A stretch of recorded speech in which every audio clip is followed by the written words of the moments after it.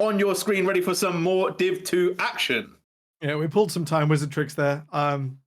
We swear, this time we're staying on this timeline. And you guys haven't heard the intro, so we're going to go through it once again for your viewing pleasure, just to make sure you're up to speed with us. So, game kicking it off. It is Garden Gaming taking on Chaos Esports, a matchup where both teams are 2-1. Only one matchup has been similar for both of them. That was K5, 1-1, one loss. Chaos being the team that didn't manage to beat K5. So we'll see if that does play into a little bit of a factor, but it is early doors for Temporal. You have the source as to why this matchup is even that little bit juicier.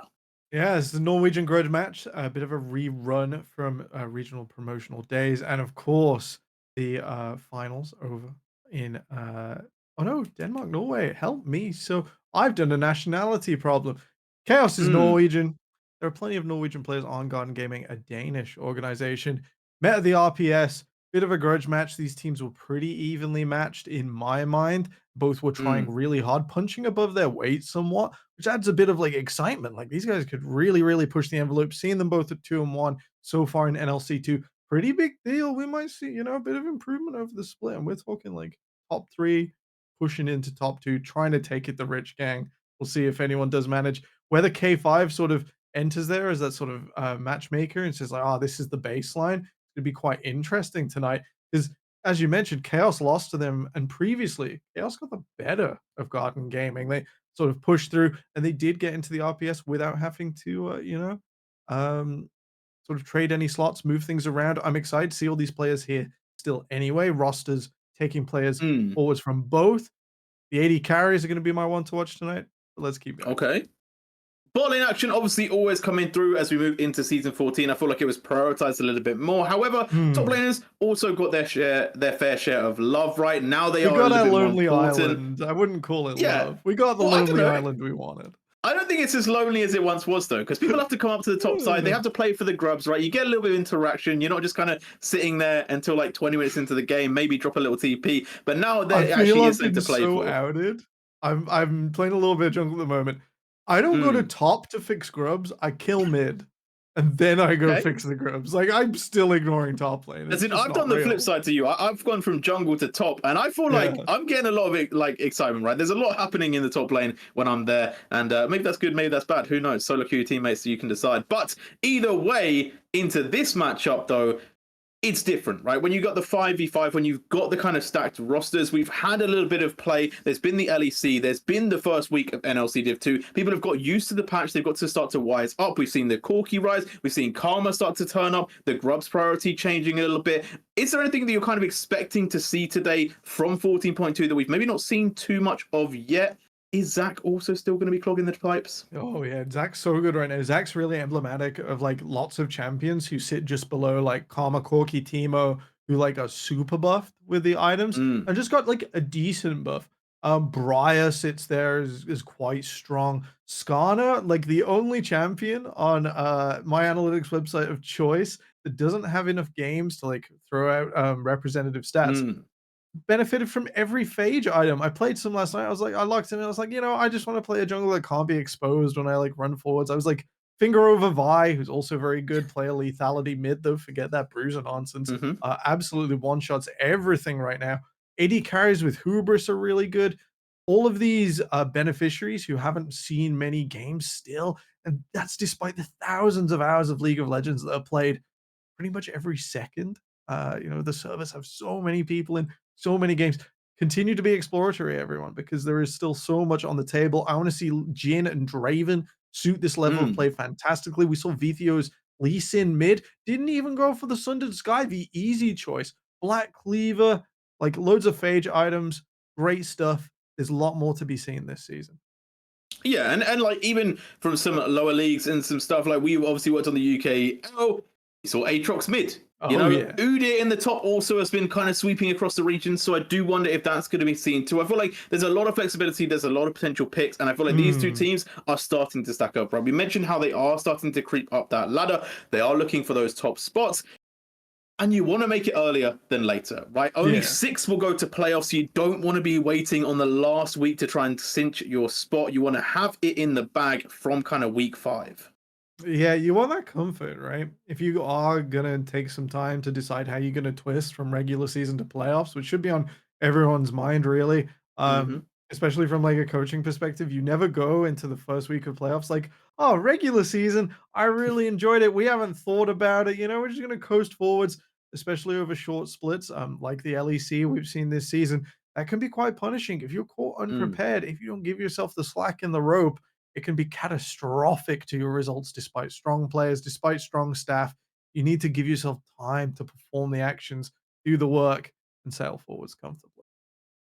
But we'll see. I feel like there is so much to unpack, so much to kind of like still be left unseen from the teams as well, that I feel like there isn't a lot that we can kind of gather in terms of like, okay, this is the weakness, this is the strength, right? If we look at the two teams, so Mm. compositionally, I would say there's quite a lot of similarities, right? A little bit of tank in the top side. Okay, they have played a little bit of karma from the Garden Gaming, but then junglers kind of doing jungle things, right? Getting a little bit of priority. It's actually probably, I would say, the area where maybe these teams vary the most, right? Because we've seen from Garden Gaming a lot of early game setup for the rest of the team. On the side of Chaos, they pick things like Brand, they pick things like Briar. They kind of are quite happy to have their jungler roam free and be the carry. Yeah, and Reflect is like a There player we who go. really impressed me as we are into draft. Let's go, let's go. But I don't think it's really popped off yet. He has been like a Mm. focal point, but it's more been like hat trick swinging the hammer home over Reflect's head. I'd like to see a bit of reversal there. I think Reflect's brand was really strong. We saw plenty of strong performances from him at the RPS. I think he's a bit of a Lilia enjoyer, if I remember rightly, as well. Also, something really strong on the patch. Yeah, well, Lucian going to be banned out. Something that Chaos have played before, right? So we're seeing Hmm. it, but there's the karma, right? We knew it was happening. It's going to go down. No one is letting this pick through. It is just way too strong. I'm expecting things like Corki to potentially be removed as well, but Senna, it's just another one. Lucian Senna, they just made them a little bit too strong.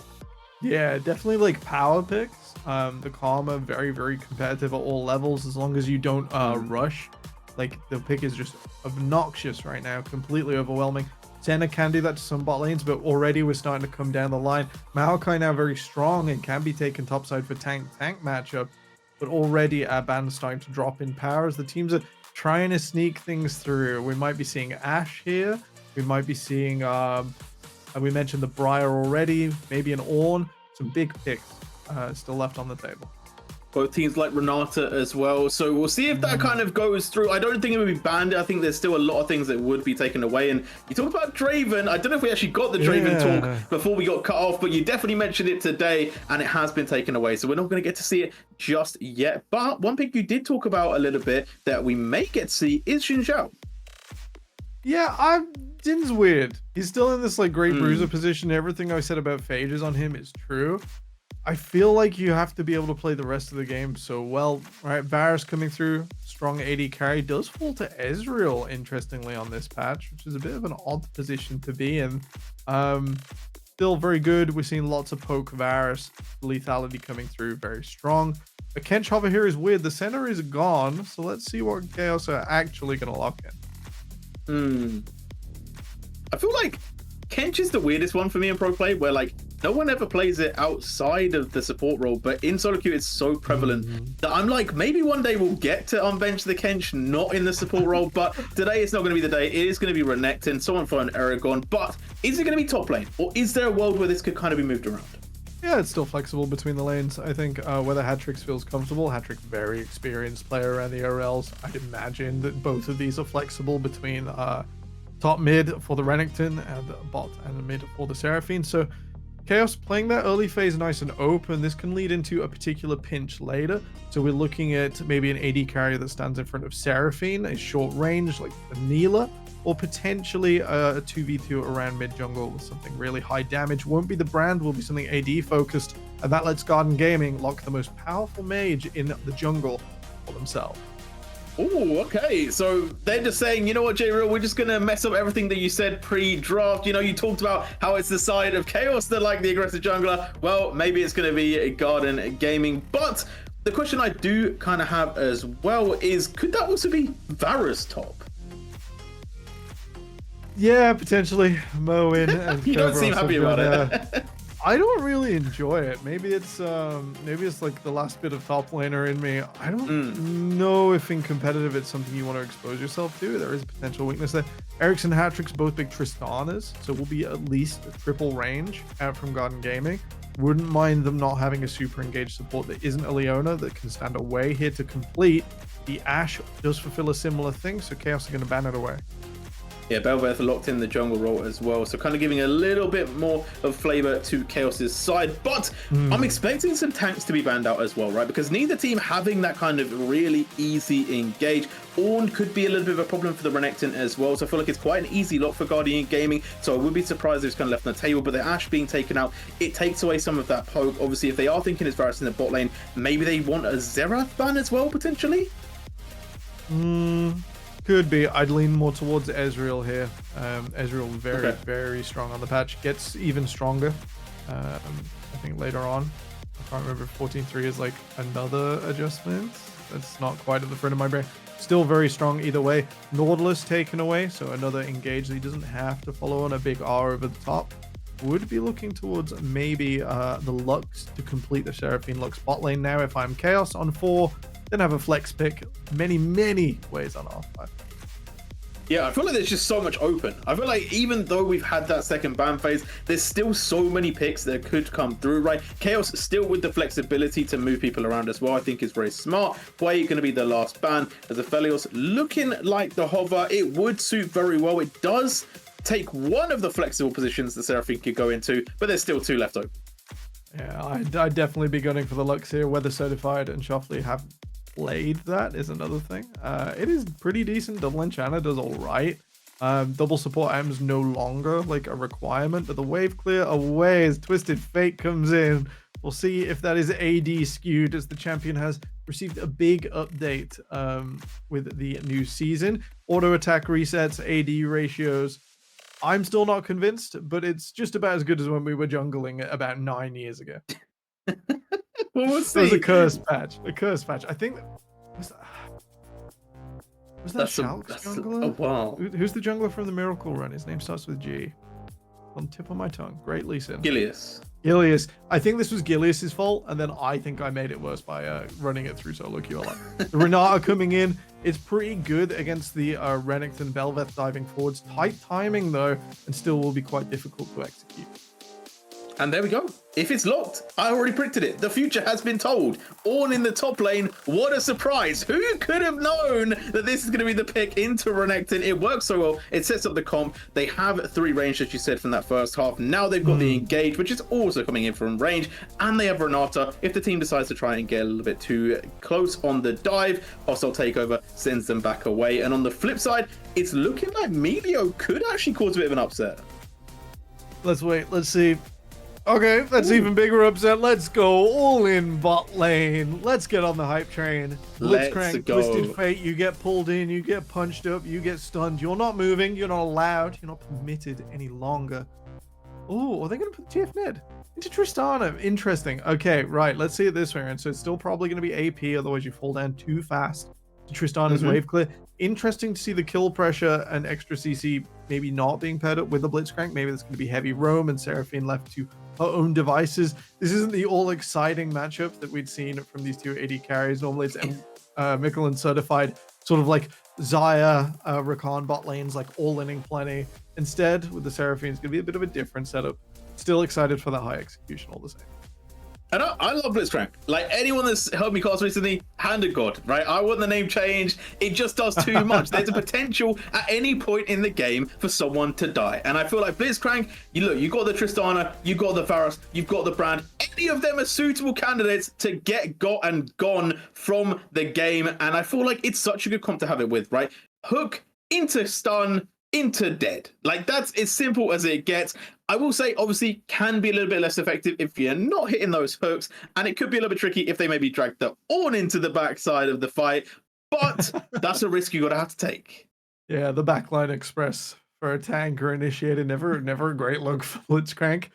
Something else that sort of we haven't highlighted, even though we did a quick patch run down there, tanks in the bot lane got a little bit stronger. Mages in the bot lane also got stronger. Supports now get the free item upon completion of their scroll. And this helped like goldless tanks like Blitzcrank, very classical support style, very much like back in the day when items and wards weren't like fixed to anything and you just had to buy it all. Would just sit there with Boots 1 or maybe Mobies if you got rich, an inventory of pink wards, an inventory of green wards. These days it's still the same. He's going to be pretty much goldless. Now gets an extra Mm. item without having to commit. So we'll be on 2 where he used to be on 1. And that's a really great look for Blitzcrank, seeing as the old support items didn't do a lot for him. They're very basic stat Mm. fix that went towards stones. Now they're not so basic. Now they're quite interesting. Whether that be the movement speed, whether that be some extra procs on the CC, the champion is stronger, and that's why it's seen a little bit more play as if he wasn't tempting enough already. And are you a fan of the new items? Like, obviously, it's new patch, new season, big change on the items. Do you like the system a little bit more, or are you kind of like maybe missing 13 a little bit? I think 13 can stay away because Oh, mythic okay. items were like a massive Yeah. simplification. It meant every time I stepped away from the game, I got back into it way easier as a player because my build was coalescing around a single really boring item. Now, not so much. And supports get to actually play the game, which is quite nice. The support role We're normally talking you lay about playing back the and just do game. it. Yeah, let's do it. Let's play the game. this game. Let's send us in. Gotti Gaming, Woo! Chaos Esports. It's game on. Who is going to take themselves to 3-1, and who is going to even themselves up to a big 3 and wait, did I do maths right? Yeah, 3-1 or 2-2. Yeah. But either way, we're going to be getting into this one. And what are we expecting? Right? Let's set the scene. Are we looking for early fights? Because I feel like we're going to be kind of a little bit snooze fest until the mid I game. am in awe that 5 members of Chaos together are not running straight down mid, contravening a load of invade paths, flashing forwards, and just trying to grab someone. They have such a great level 1 here. Reflect has 4 abilities at level 1. Hatrix can go the stun card if he wants to slow it right down. A nice ward over the wall from Shafty, but it is spotted, pinged away, and then, yeah, so it gives the game up. Not the full commit from Chaos at level 1. And I feel like if they're going to play a slow bot lane, right, if you're going to kind of leave certified on their own, maybe go for the buff steal, you know, maybe go for the hook on the red buff, try and mess up with Bash's timing. I kind of hope we see a little bit of that, but it does feel like we're going to get a pretty standard start, right? We're going to just kind of have a slow pace where a little bit of info is gathered, but not too much is going to occur. A little bit of information can't be the end of it. I think Certified and Shafty could try for the 2v2 in Tribush. Maybe that's what the recall is for. Get back to full mana. And try it again without going into lane with half a mana bar. I do like the sort of delayed help here. Bash not left on his own versus a Blitzcrank, not starting a buff. So that one being ripped away, not an option. Really good adaptation. He's smart. He's sussing out my plans. You know, he's saying, you know what, actually, J-Ro, that could have been something that happened to me, but I'm not going to let that one go down. Right? I'm going to start Raptors, get that cheeky chicken, and Reflect is, though, going to go play for this blue buff. But look at the timing, right? Brand is going to finish roughly about time to find Reflect. The level 2, who you got winning? Till Brand gets to 4, not the greatest duelist. Also could be the same with Belveth, and he's just used his skills on the buff. Oh, Belveth able to get that one and walk away. How will that change for Bash, right? Obviously, now they have to switch up that pathing, but in the bot lane, a little bit of damage is going to go down. Actually, a lot of damage is going to go down. Flash out from Shiro, but Certified looking a little bit frisky here. MLK able to get them close. MKL, I'm going to have to make sure that that is right all game. Short for Mickle. Yeah, Mickle. Okay, all right, that's much easier to use. But all in all, a hot start from GG. Yeah. It looked like Bash was going for the Grub clear. Shout out to Philaris, who stuck it up on his YouTube. And it lets you get to Grub's level 5 on spawn without basing, which is really cool, coming in with that power, especially on a mage like Brand, who gets so much of his base damage from just putting points in his W. Instead, getting his buff pinched away because he's starting not on one of the buffs, not pathing through, means he is going to be in a bit of a situation here. Getting level 4 is going to be hard. He might just have to take a base after he's finished his bot side. Bit of a difficult situation. No easy way out.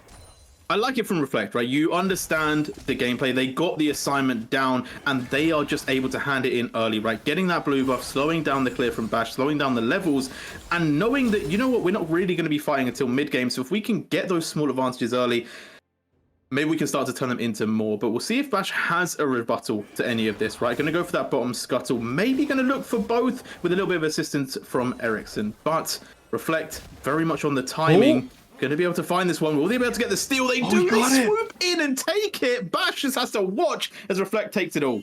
Excellent presence of mind there. Drops off the wolves as they finish. And Bash, it's a long, long way to level 4, my friend. Reflect camps are going to be coming up in a fashion that lets him keep pathing all the way into these grubs as well. He has gone back over to... he's right. He's denying the counter engage. He's stopping Bash from being able to do this crab and move into his own jungle as they both ding level 4. Brand a lot stronger now. And Ericsson gonna have to back away. Hattrick stepping up, but obviously aware the jungler is in the vicinity. And we've talked about that level 4 Brand right now starting to become a bit of a looming threat. But where can they utilize it, right? Wave pushed in the top side. On the bot side, it is a better gank, but the timing to walk down there isn't in their favor. Does Reflect know? Is he going to the Raptors? He's just going to go for Ericsson, just straight onto the mid laner. Flash stun is going to come out. Ericsson gets away, though. Having to use that summoner early, though, will be vital, as now actually Reflect could be the one caught out here. Going to ghost out, and Bash just a little bit too far away for getting a stun. But mid laners, both flashless. A little bit of a win there for Chaos, in my opinion. And so far, it feels like they're controlling the tempo. But Guardian Gaming definitely showing that they have a bit of a bite. Yeah, Summoners in trade. That's both mid and jungle flashes and ghosts each. A little bit more popular this year. And Bash has somehow, by some hook and crook, stuck to his original game plan of just getting up to these grubs as soon as they spawn. Brand's AoE magic. His passive does so much to get these through. Passive procking, passive procking, procking, passive. He will get that away, I think, just before Reflect arrives.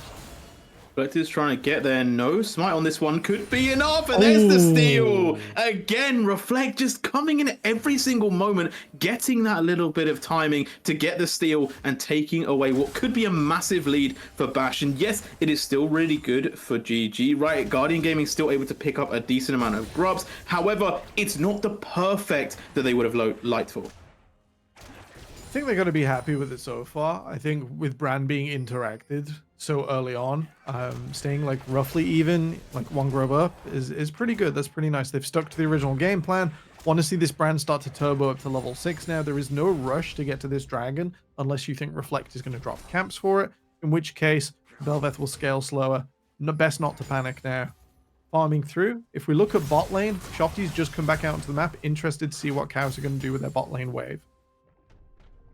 I've got to ask, it's got to be said, when does Brand heat up, right? When are we starting to see the fires really start to burn out Chaos from this map, right? Because it does feel like their way into these fights is going to be dictated a lot around Ornn, maybe a little bit around Shiro as well. And Brand obviously incredibly dangerous when it comes to getting his damage out, but it's not always the easiest to land. So are we kind of expecting Guardian Gaming to play mainly around these objectives? I think so. I think it gives you like the ability to have your enemies in a predictable location. Big part is that you want to hit the AoE on multiple people. You don't just want to, you know, catch one or two, bit of a weak pyroclasm and call it a day. You want to be able to repeatedly strike your opponents if they're on an objective first and you have found the way in. That's the easiest setup. Or if someone's walking towards you and they're a big group, getting that hostile takeover over the top lines everything up for you nice and easy.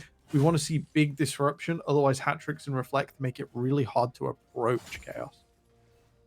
Who's there just trying to sort that wave a little bit. Obviously playing the Renekton into Ornn, it's not the most fun matchup, right? You're just going to kind of slowly lose. Each other mildly for at least 7 minutes.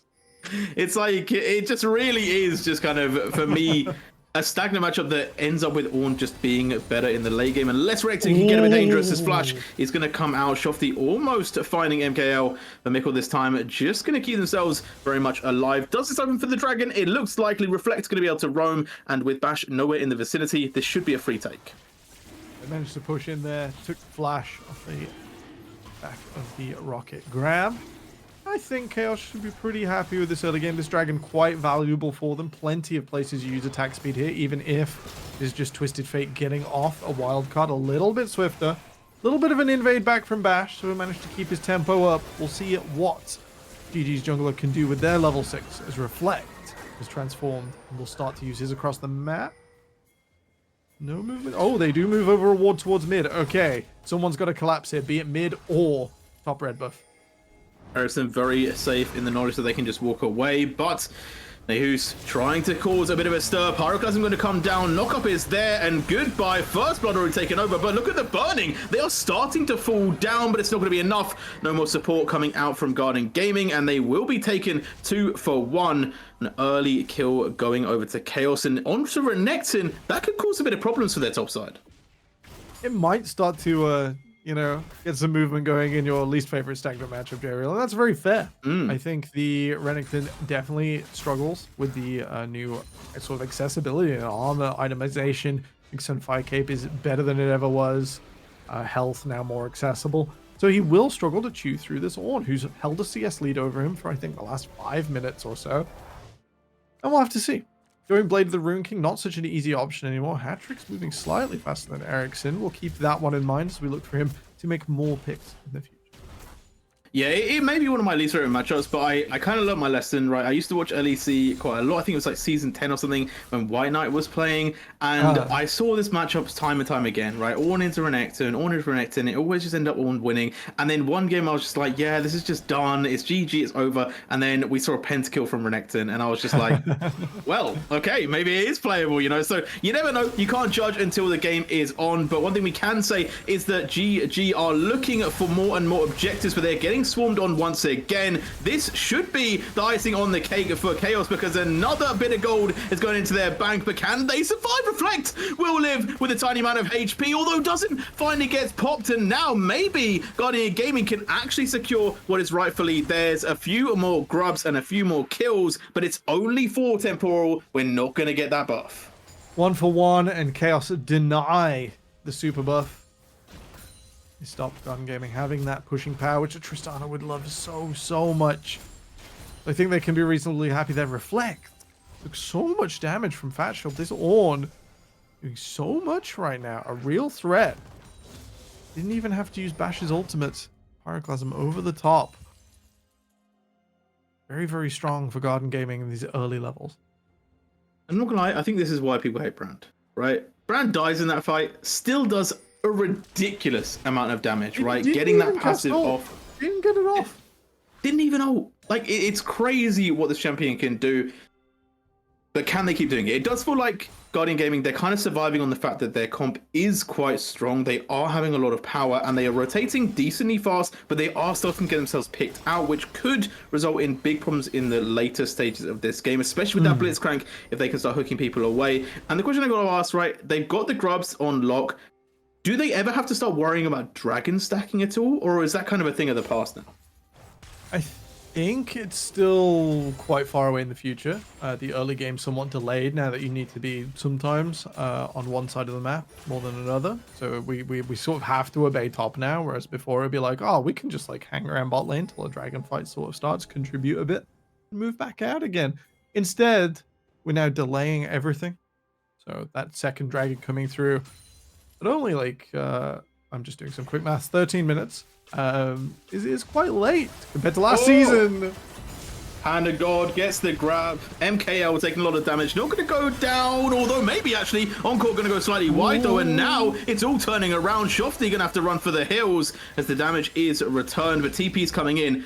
Nehus trying to get them gone. Another TP to return though, but here comes the Twisted Fate. Destiny is on their side, but the Ornn to switch it all up, gets the stun. Reflect trying to get the damage down, will get it with Maelstrom on the backline. Finally falls as Hatrick's trying to clean up some kills, but they have to turn, they have to look. Certified being ran down, the stun, the passive, it's all gone wrong for Chaos, and Nehus cannot convert any further kills. It's a fine setup for Chaos at the start of the fight, but they end up overextending a fantastic Ornn off the back of Garden Gaming's Fat Shield's TP into the bot lane. Reverses the fight, will allow them the dragon setup and a clean reset. Bash, please do not cast a curse and jinx us this early on. And this is now priority forwards. Certified having to TP back in to contest this dragon. I think Garden Gaming maybe have left it a little late, but they are advantaged going into the next fight. I don't know how much they want to chase this. They do have the numbers, but what is it worth, right? Bash not even having to flash, just walks away, delays his recall a little bit, so Dragon should be open. But Dragon, for everything that they gave up, I don't know if it's going to be too worth for the moment. And Chaos, I feel like they were the ones finding those picks. A team fight finally comes together. We talked about how GG are really good at rotating, and they did just that. And it feels like everything Chaos gained in this early 10 minutes is starting to fall apart. Yeah, the denial on the grubs. They've managed to keep the dragons going, but it's a singular ocean. Mountain over the top is nice, but Fat Shield's getting stronger. That's now 1-0 and 2 on Ericsson. He's going to start dealing damage while we're still waiting for Hatrick's Rod of Ages to start stacking up. Welcome back, Rod of Ages. We've missed you. But it takes time for Chaos's team to get going. It's another fight where there was a bit of an awkward setup with Blitzcrank. I want to see some clean execution next time. There's no way with a Blitzcrank you decide saying, hey, yeah, let's take a clean 5v5. Let's take a big fight. You want to eviscerate your opponents. You want to eliminate members and then smile at them, walk forwards and say, oh, 5v4 sounds about fair. And it makes me scratch my head a little bit. Thinking actually back to kind of when we had the pick and ban phase, about how they assembled the comp, right? And it does make the question, Temporal, they're playing a comp that is really good at splitting people up, right? You got the Blitzcrank who can hook someone away. You have the Destiny coming out from Twisted Fate who can kind of find someone in a side lane. Talking about side lane, Nehus is going to lock down a Fat Shield, but here comes the Ornhorn trying to buy some time, and Bash is on their way, but cancelled, so no knockup is going to come through. But here's the Pyroclasm, and look at the damage burn! They are falling apart, 1-for-1. Good rebuttal from Bash, and getting the kill on the jungler opens up for Herald, Temporal. Another overextension from Chaos. They found the play. They are punished when they commit to it. A little too slow. And you're absolutely right, J-Real. Massive ultimate from Bash. Ricochets between Nihus and Reflect. There's more than enough. I think the Belveth pick being punished for how squishy it is. Every time Chaos have committed to a play, they've had to pay in blood. And going back to what I was saying, right, they picked this comp, which is really good on the side lanes, but it feels like they haven't given themselves a split pusher to play around, right? They don't really have ways to kind of pull apart the side of Guardian Gaming, and it feels like realistically, they're the ones that could start to control the side lanes. So I've got to ask them, Pearl, what's the game plan? How did Chaos win this one? I don't know who matches up to Tristana in the side lane. You could all in with Renekton, but he's been stuck in a lane against Ornn. His farm has not accelerated, but while Nihus has got 4 kills, it's still not enough at this stage to take on such a formidable side laner as the Tristana. Let's go for another cute play. Let's go for another bait. This is what Chaos should be doing in this situation. And of God. Hand of God. They're going to get the knock up. There's the punch and the encore. You're not going anywhere. And there's the grab back. But look at the return damage. Shiro might go down here, but it's 1-for-1 every single time because Bash turns up and then boom, someone disappears. Reflect once again. Still too squishy. Still committing hard to these plays on the side lane, J-Real. It's been the theme. Chaos know it. We know it. It's just a little too much, a little too firm. I want to see them slow it down. Acquire some vision beforehand, maybe, because it's just head first right now. Charging it in, getting the mites to spawn. This should be a considerable amount, if not the whole tower gone. And that is a decent chunk of gold. Let's have a little check in. 2k up now for the side of GG versus Chaos. And if we look at where the gold is spread, it's looking pretty nice for Bash, right? And also in the mid lane, all pretty much even. But that bot lane, MKL also starting to build up that lead over Seraphine. Seraphine wants like a controlled bottom lane. She wants to wave clear away from people, nullify the lane, similar to what Ornn's done to this Renekton. Even though he's 4-0, he's still catching up on CS. He's not leading. He's not generating advantage. And instead, with the Blitzcrank, I feel like there's been a little bit of dissonance where they've not set the lane up properly. They've not had that sort of methodical playthrough. And instead, it's left certified in a difficult position. And Mikkel throwing a lead. We'll see if they can keep that going. Obviously, Varus notorious for being a really strong mid spike. And it's what I kind of talked about Chaos, right? Having that mid-game spike could be their major favor, but it's also matching very well with GG, right? With them having that brand, with them having that Varus to cause major issues. And then as we've already said, Tristana is going to become a major problem, and we don't know how they're going to deal with it. But let's look at what's on the map, right? 40 seconds until Dragon Temporal. It's got to be another play for Chaos, surely. I think they've got to set, like, they've done the setup. We just saw Shofty walk in alone after clearing a waterway, and he set up around the Raptors there for Garden Gaming. You can see people moving around. They've seen mid, they've seen jungle, they'll see support in just a second. How are they going to set up for this? They've got to get this Blitzcrank in, and he's slightly late to the objective. That's their way of initiating without Twisted Fate's ultimate. Twisted Fate back on with the tempo TP. Chaos are here. If they're going to split Garden Gaming up, if they're going to pick their target, they've got to do it methodically. They've got to think about this. Chofty on his own right now, not able to execute. TP's available for both top laners. I'm kind of thinking if Nehus wants to just try and keep Fat Shield in the top side rather than turning up themselves. The Dragon has been started. There's not much time to think. GG will claim this one. TP coming in a little bit late as well, and no fight shown from Chaos, and now it's actually going on to them. There's the Ornhorn, slightly a little bit too far to the left. Good flash will get hat-tricks out, but they claim space in mid, and they're going to start to get the push. What a way to use a respect TP to cover that dragon and then claim the mid laner's flash just as a commiseration prize to go even on summoners. Garden Gaming look comfortable right now. They look confident, as if they know that Chaos can't get a decent engage down and aren't coming together in a way that lets them pick off their opponents without paying for it. It's just a major moment for them, and they've gone from strength to strength, right? We talked about how Chaos had a really good early game. It started to fade away, but this is what we want to see, right? We talked about it. We talked about how they can be so strong on the side lane. We're going to try and make it happen, but Fat Shield might have a pretty fat shield indeed. He's going to take a long time to burn down. There's the knockup, though, and with this much CC, surely the Ornn has to fall. It is going to finally be the kill onto that side lane. But can they lead it to be more, right? One tower, one kill. They're looking for the push, but on the top side, they have the return. Bash trying to get the kill onto Certified. A lot of damage already popped, and the wave being pushed by Ericsson. The dive is there. The encore to slow it down a little bit more, but Bash doesn't care. One more could do it, but a good flash. But the damage, it's always back again. Nehus, though, with the cover, finds one. Can they find the second? Ericsson trying to get away. Should be just about dead. And Reflect able to pick up another ultimate. So Chaos finally being the beneficiary of an overplay, which was seen from Guardian Gaming, and they can now go to Baron.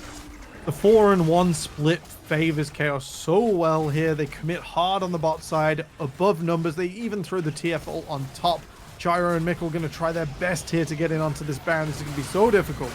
Oh, there they go, though. Ultimate's thrown out, and it's a big fight. Guardian Gaming doing a lot with only 2 members, and it is enough to force them off Baron. 1-for-1 in that trade as well. I feel like Chaos, they just are missing out on claiming major advantages, and Guardian Gaming are keeping themselves in it. Yeah, Guardian just holding on. Chaos executed a really great play to set up for that Baron. The 4-1 then teleporting up. So it's a 4 on the bot side and a 2 on top with the delayed dive. Getting all those summoner spells out as well. Really strong. Not quite enough to get them the Baron, as apparently Mikkel just does so much damage and can trade over, reset the Baron, slow everything down once again. If Chaos are going to repeat this, they got to commit the summoners once again. TP coming up for hat-trick soon is the likely candidate.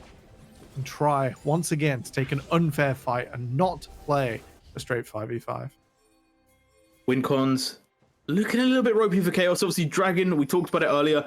Now they have to claim 2 more still, since the last one went so easily over to Garden Gaming. And in 2 minutes, the next one will be spawning. I feel like there is a world where we see a bit of a fight over that one. But until then, Baron baiting is the way. Playing to that top side, looking for that final tier 1 as well to open up this map.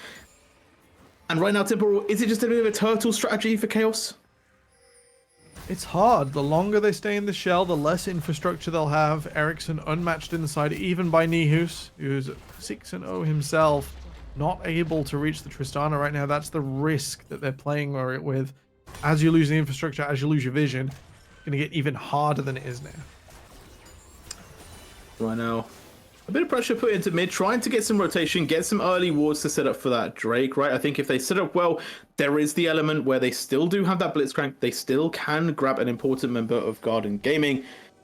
But it just feels like they're weighing a lot on that big play. Finding a pick and giving themselves an advantage in this team fight.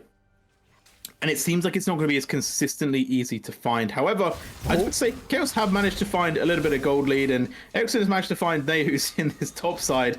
And a good early trade is going to work out for the Croc, but there's the Buster Shot. Get away from me, says Ericsson. But here comes the party. So many TPs, but the Ornhorn is going to corner them into the back line. And now the party is just getting started. Garden Gaming bring the squad, and they axe out another win over Chaos. But Chaos looking for the rebuttal. There's the hook. There's the knock up. They're trying to go for the play, but it's just not enough. The damage is raining in, and Chaos are falling. They cannot pick up these wins.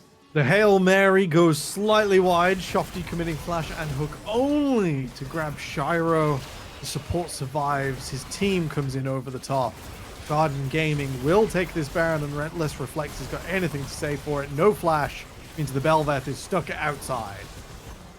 Can't get into the pit, can't get a single kill. It just feels like it's all in the hands of Garden Gaming. And look again, Reflect, I don't even know why they're going for that play, right? It feels like another overextension that isn't going to net them more victories. But then I guess the question is, what do they do? They have to try and get their assignments a little cleaner. All while that play was going on, while TPs were being committed, Reflect had to walk up all the way from mid. The Belveth is not a laner. And we've seen Chaos's strength come from their lanes. I think Niho's, Hat-Trick, and Certified have all had great performances in the tournament so far. It's not enough right now to bring this team comp together. They need Reflect to be there at the front, be sort of that pinhead, but not be able to take damage. That needs to be set up with Shofty, with Certified, and support. It's not quite come together. They haven't had those people in the right place at the right time. Yeah, the four-man push from Garden Gaming, it's opening up a little bit of space for Chaos to take that top tower, so they will take some free gold for them. But Baron empowered minions pushing down bot lane. They have to recall. They have to respond to this, and Ornn pushing in that mid as well. The 4-1 that I didn't expect, right, with the Ornn being the one on the split, but it is working. They're starting to secure those towers. They're starting to open up the map and get more gold.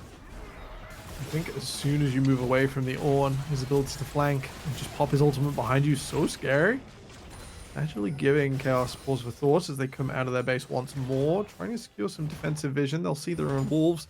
He started away, and this tier 2 tower in mid, probably not long for this world. The Tristana now on her own, coming across, should be enough damage as the minions do so much to that Baron.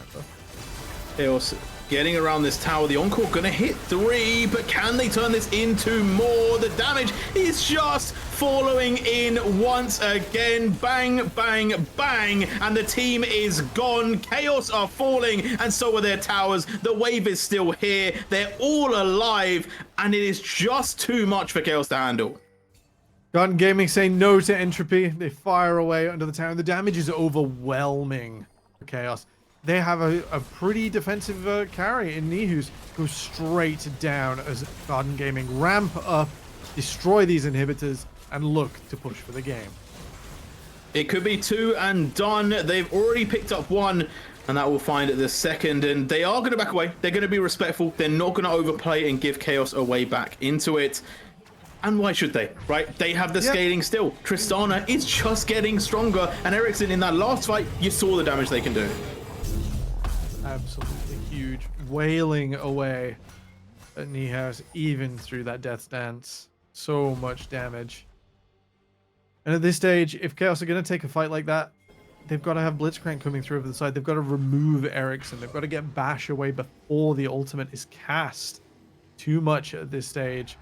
Champions aren't strong enough to do this on their own. It's going to be a team effort. You coalesce around your Fed Lizard Wizard from the top side. And see if Nihouse can become a Nihome. And it feels like they kind of need to switch up the game plan, right? They're playing it as if they are a warrior build, right? They're standing up, they're like, we will fight you. And it's like, you need to be a rogue. You need to be sneaky. You know, we need to see a little bit of bush play, a little bit of kind of surprise attack moments, because head to head, you're just not beating the side of GG.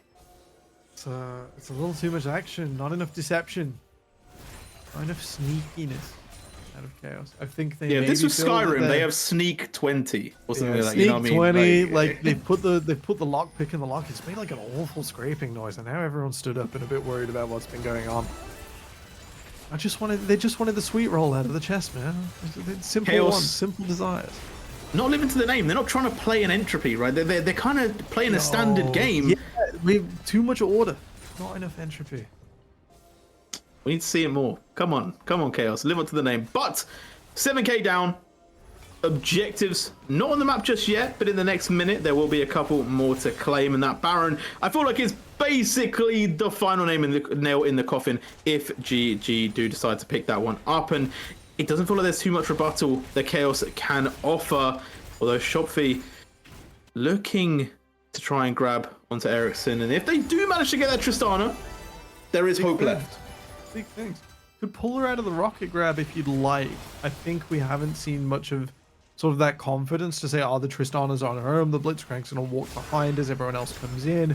Oh, Reflect, talking about confidence. not walking anywhere right now. Bit of a shame. It's tough. At this stage, the Belveth feels pressure to farm. You want more stacks. You want to be that sort of second threat behind the Renekton. That can lead you to be tempted to be a bit out of Horn from downtown coming in, certified going to be caught out. The Encore buys a little bit more time and they can just about get themselves away from danger. But will the rest of the team be so lucky? The wave flowing in to try and upset the team of Chaos. One tower down. We're looking for the second. Nehus trying to say that this is mine and you shall not take it, but Ornn is just going to tank this one up. Finally having to back away. Nehus in the mixer trying to find the kill on Ericsson, but it's not enough. It is too late and the Nexus will be falling. It is a game for GG. The things that they will type into the chat. Garden continues to grow as they go to 3-1. 2-2 for Chaos, a very organized score for a chaotic team. And yeah, not the chaotic performance they were hoping for. Unfortunately, failing to capitalize on their early invade and be able to keep the tempo up. Instead, it looked like the Garden just burned a little too bright. Yeah, and I was going to say, you'd think Brand on the team of Garden Gaming would maybe cause a wildfire, maybe cause them to have a little bit of peril, but actually it just led to a massive growth spurt, and they are now 3-1 in the table, so starting to put themselves a little bit further away from the competition. But I will say, Chaos, I feel like they had a little bit of movement, they had a little bit of tempo, they tried to kind of play around Bash and offset them, but it just never really got them enough of what they needed, and then a few oversteps gave everything the Garden Gaming needed. Okay, we are getting Bash, the brand himself of Garden Gaming, in for an interview. I believe we're still setting that up, so I have betrayed production. Yeah, you may be, but what we're going to do, I believe we're going to throw it to a quick break. We'll get the interview in, and then we'll bring it back to your screen.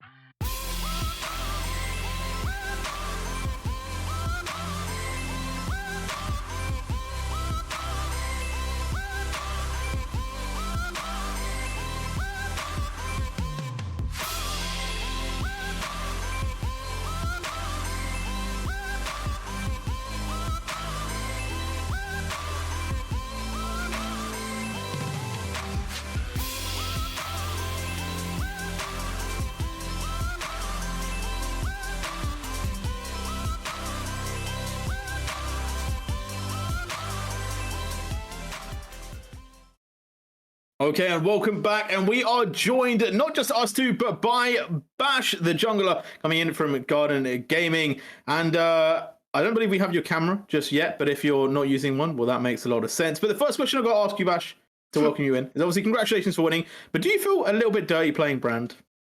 Mm, I mean, he is like a low-key no-skill champ, right? I'm just pressing like Alt EW every game, like every fight, right? And my team just carries. So yeah, it's not the most skilled. Full clear 3 minutes, kind of yeah, a bit dirty, but I'll take the win. So I can respect Talking it. of sort of champions that picked up in season 14, don't give us all the sauce because hopefully we get to see it as the split goes on. But is there anything particularly like you're enjoying in solo queue or anything you think that's under the radar right now? I mean, I prefer not to leak anything if Oh I no, no, can. don't leak the juicy Um, stuff. You like for instance, we've seen Chaos, your previous opponents, play Briar. We've seen plenty of Rumble, a Maokai from yourself up against 42 Gaming, maybe not so successful right there. Anything like that? Even if it's just an opinion. I mean, I have some champs up my sleeve, right? So I can Mm. like disclose that they might be a little carry oriented. So Mm. might be Fair going enough. 1v9 next game.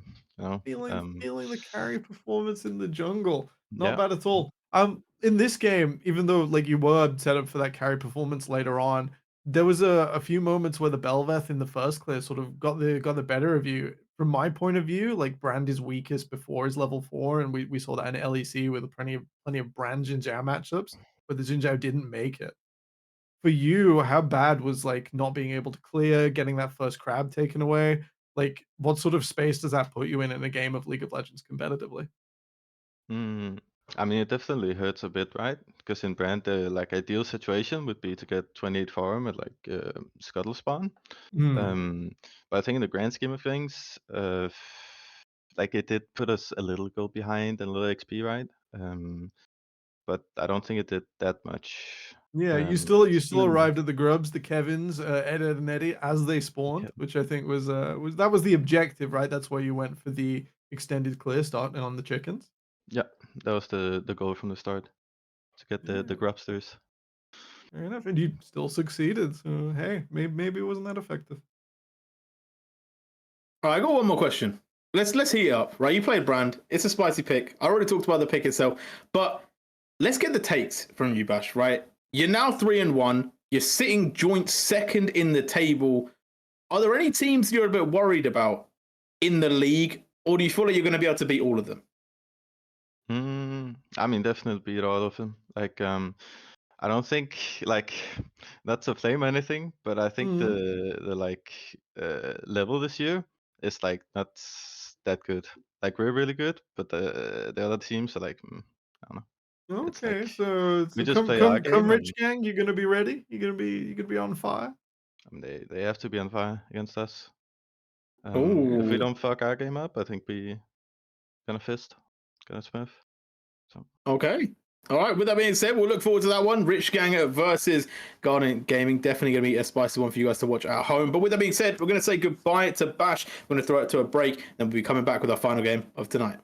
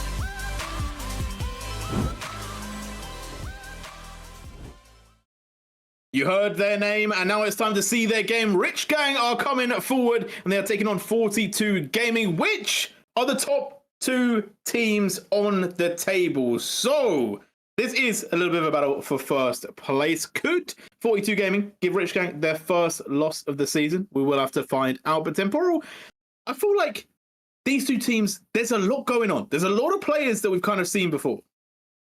It's a familiar cast and crew. Just looking down 42 Gaming myself quickly at the moment. Influentic, Chrissy, Lagia. I think Virtuoso is also someone who I saw in a stat sheet a long time ago. I remember people like, oh, Jin player, I see. It's like, no, it's a top player. They're completely different. A fun time. And then of course, Rich Gang, a number of familiar faces, Fruity Fresh, Stumpy, Broda, Sumi, and Greg. Not quite in that order. They've been around. We've seen them not necessarily in the NLC, but plenty of times before. Excited to see what they're going to bring out. 42 Gaming handed Garden Gaming their only loss of the season far, and we've just heaped a load of praise on Garden Gaming. That's the baseline we've got here. Yeah, and I will say, one thing I'm really excited about, right? Rich Gang, it's a team that I've kind of watched play throughout the years. Obviously, it's a different new team, fresh faces. We're not seeing it, but the energy of Rich Gang, the attitude is consistent. The attitude is sometimes here disrespectful. To have fun. So heavy, such a heavy team to deal with. You want to make them play a certain game. You got to put so much effort in to move these guys out of their comfort zone. It's incredible how that roster building keeps so consistent in the way it approaches League of Legends. But they also do well. They do well a lot, and I will say I'm looking forward to a few things, right? Fruity Fresh is a name that I will remember in NLC Div 2 for a very long time because they played Aurelion Soul ADC, right? Like, that's really all I have to say. They've got picks for days. They've already played Swain and Tway, so they are definitely open to trying out a few things, right? And I'm looking forward to seeing how Rich Gang kind of pilot the new meta, how they decide to pick up certain champs, because they like to go for some spicy ones, right? They've gone for the Yone, they've gone for Aurelia in the mid lane as well. I feel like there's quite a lot that could go on, but on the flip side, 42 Gaming are also no strangers to a few good picks, right? They've played Hwei as well, they've played Zed in the mid lane too, and there's a little bit of that carry potential in the top side. I feel like Udyr is a pick that I'm looking at so highly on the tier list.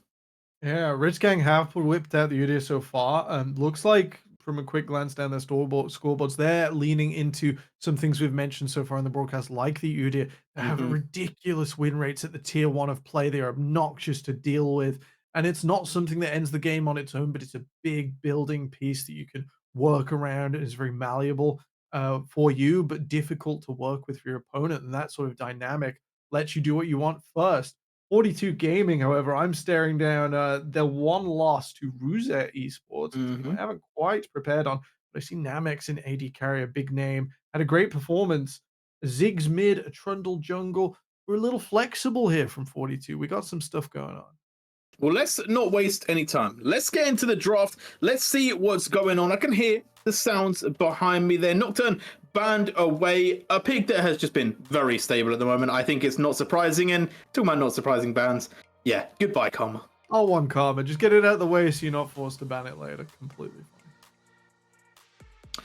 Jin Zhao, one we talked about earlier, not going to get C play in day 2. Maybe we see the Draven, though. We did kind of allude to that one, but I feel like I'm looking a lot for these solo laners, right? There is a lot of potential, right? We've seen Yones, Udyrs, we've seen Zeds. I feel like there's quite a bit of flexibility, even some Ziggs and Talia coming out from the side of Influentic here. Also, junglers playing a little bit of a different game, right? Lilia being quite a high priority for Rich Gang, definitely an interesting prospect, but Hwei being banned out, I think it's pretty fair just to remove it off the table.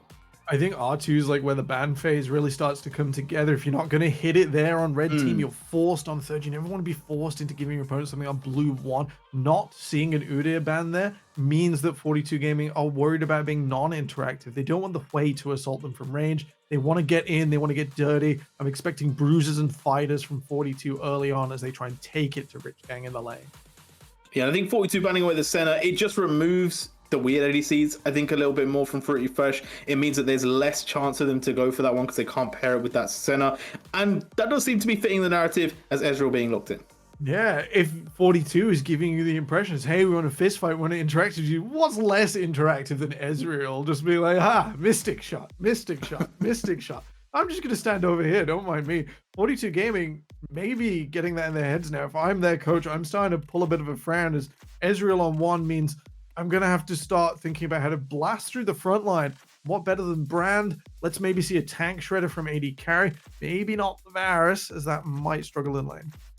I like it. We saw it in our first game that we casted together to Temporal. We're seeing it again. It heats up the matchup. It's got fast clear, good on the grubs. I feel like it's everything that you kind of want in a jungler right now. And it really can just be a menace. And Varus going to be locked in. It almost feels like we're going for a run back, but it's not even the same team. Yeah, these picks really high priority. We also still have stuff like the Udyr on the table. Would be more likely to go towards 42 now rather than away from them. It has been more Rich Gang style though. Rich Gang, if you're here, I'd be leaning towards getting a mid in that's not so vulnerable to the Brand. That would be a statement. Bash. That's not Bash. Never mind. Ignore me. Carry on.